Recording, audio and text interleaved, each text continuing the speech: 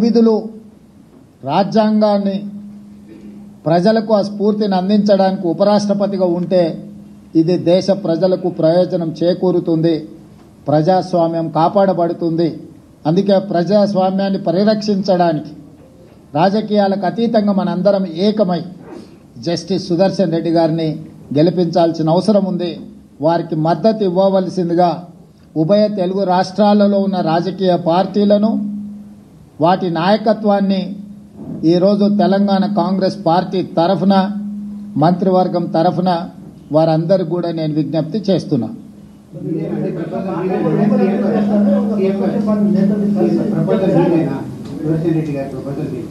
India కూటమి ప్రతిపాదన ఇది రాజకీయ పార్టీలకు అతీతంగా ఇండియా కూటమి తరఫున అన్ని రాజకీయ పార్టీలను అడుగుతున్నాం.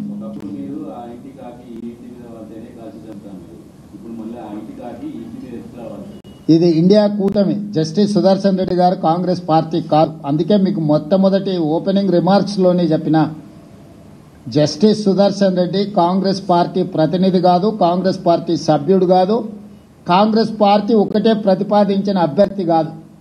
ఇండియా కూటమి ప్రజాస్వామ్యాన్ని పరిరక్షించడానికి న్యాయ నిపుణుడు, న్యాయ కోవిదుడైన జస్టిస్ సుదర్శన్ రెడ్డిని ప్రతిపాదించారు. వారికి ఏ రాజకీయ పార్టీతో సంబంధం కానీ, అనుబంధం కానీ, సభ్యత్వం కానీ లేదు. పార్టీలకు అతీతంగా జస్టిస్ సుదర్శన్ రెడ్డి గారిని గెలిపించాల్సిన బాధ్యత ప్రతి తెలుగువాడి మీద ఉన్నది. అందుకే ఈరోజు తెలుగు భాషను ప్రాచీన భాషగా గుర్తించాలనుకున్నప్పుడు అందరం ఏకమైనాం. అంతెందుకు 1991లో కాంగ్రెస్ పార్టీ పివి నరసింహారావు గారిని దేశ ప్రధానమంత్రిగా చేసి ఉప ఎన్నికలకు నంద్యాలలో పోటీ పడినప్పుడు ఆనాడు గంగుల ప్రతాప్ రెడ్డి గారు రాజీనామా చేసి పివి నరసింహారావు గారు నంద్యాల ఎంపీగా ప్రతిపాదించినప్పుడు పెద్దలు నందమూరి తారక రామారావు గారు ముందుకు వచ్చి ఒక తెలుగువాడి దేశ ప్రధానమంత్రి అవుతున్నాడు అంటే అది మనందరికీ గర్వకారణము. ఎన్నికల్లో తెలుగుదేశం పార్టీ ప్రధాన ప్రతిపక్షంగా పోటీ పెట్టడం లేదు, అందుకే పివి నరసింహారావు గారిని గెలిపించండి అని చెప్పి ఆ రోజు నందమూరి తారక రామారావు గారు ముందుకు వచ్చిండ్రు. సిద్ధాంతపరంగా వైరుధ్యం ఉన్న కాంగ్రెస్ తెలుగుదేశం ఆనాడు ఎన్టీ రామారావు గారు పివి నరసింహారావు గారికి సంపూర్ణమైన మద్దతును పలికి వారి గెలుపుకు పూర్తిగా సహకరించి రాజకీయ విజ్ఞతను ప్రదర్శించారు. ఈరోజు తెలుగు వాళ్ళందరూ కూడా ఎన్టీ రామారావు గారిని ఆదర్శంగా తీసుకొని రాజకీయ విజ్ఞతను ప్రదర్శించి ఒక తెలుగువాడు ఉపరాష్ట్రపతి అయ్యే అవకాశం వచ్చింది. ఈనాడు వారు ఉపరాష్ట్రపతిగా నెగ్గితే భవిష్యత్తులో వారు రాష్ట్రపతి అవ్వడానికి కూడా అవకాశం ఉంటుంది. మళ్ళీ నీలం సంజీవరెడ్డి తర్వాత పివి నరసింహారావు గారి తర్వాత తెలుగు రాష్ట్రాల నుంచి ఒక గొప్ప అవకాశం మన అందరికీ గౌరవం దక్కే అవకాశం ఉంది. అందుకే ఈరోజు మనందరం ఈ చర్చలు, మీరు అడిగే ప్రశ్నలు, చర్చలు ఇవన్నీ కాంగ్రెస్ పార్టీకి సంబంధించినవి. కాబట్టి ఈరోజు వివాదాలకు సంబంధించిన ప్రశ్నల కంటే విజ్ఞతతో కూడుకున్న విధానంతో మనందరం ముందుకు వెళ్ళాలి. మనందరం కూడా విజ్ఞత ప్రదర్శించాలి. మనందరం ఏకమై ప్రజాస్వామ్యాన్ని కాపాడుకోవాలి. ఈరోజు రాజ్యాంగాన్ని పరిరక్షించాలి అంటే రాజ్యాంగ నిపుణుడు, న్యాయ కోవిదుడు ఉపరాష్ట్రపతిగా ఉంటే అందరికీ గౌరవంగా ఉంటుంది, ఈ దేశానికి అంతిమంగా మేలు జరుగుతుంది.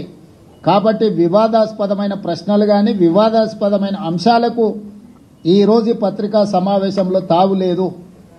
అందుకే పాత్రికేయ మిత్రులకు కూడా నా విజ్ఞప్తి, మీ ఆలోచనలు ఏవైనా ఉన్నా మీ భిన్నాభిప్రాయాలను కూడా పక్కన పెట్టి మీరందరూ కూడా కలిసికట్టుగా జస్టిస్ సుదర్శన్ రెడ్డి గారికి మద్దతు ఇవ్వాల్సిందిగా మీ అందరికి కూడా విజ్ఞప్తి చేస్తున్నా.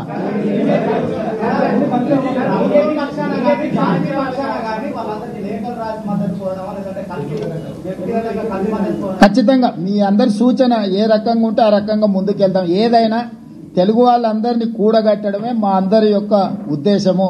మీరిచ్చే సూచనలు తీసుకొని ఇంకా మంచి కార్యాచరణ మీరు ఏదైనా, ఇప్పుడు ఫస్ట్ रिएक्शन ఇది, क्योंकि आज उपराष्ट्रपति चुनाव में एक किसान परिवार तेलंगाना छोटे गांव से खुद के गांव में पाठशाला नहीं है तो अगले गांव में जाकर पढ़ाई लिखाई करके उस्मानिया यूनिवर्सिटी से लॉ ग्रेजुएट बनकर हाई कोर्ट जज of Andhra Pradesh, Goa Lokayukta chairman, supreme court justice तक एक तेलंगाना किसान का लड़का उतना दूर पहुंच गए। आज India alliance justice Sudarshan Reddy को अपने तरफ से उम्मीदवार बनाए। इसीलिए आज हमारे कैबिनेट और कांग्रेस पार्टी तेलंगाना के जनता की ओर से